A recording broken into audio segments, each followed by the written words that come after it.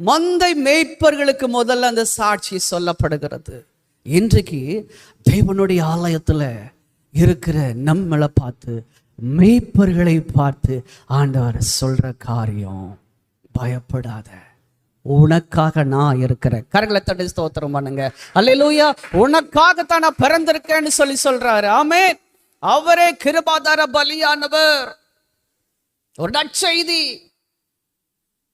அந்த நற்செய்தி பாருங்க, தூதன் வந்து மேய்ப்பர்களுக்கு சொல்றான், நம்முடைய காரியம் என்ன தெரியுமா?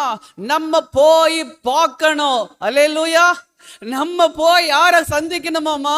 ஏசு கிறிஸ்துவ சந்திக்கணும். இது வரைக்கும் நீங்களும் நானும் எதை பார்த்து எதை நோக்கி ஓடிட்டு இருந்தோம்னு சொல்லி தெரியல.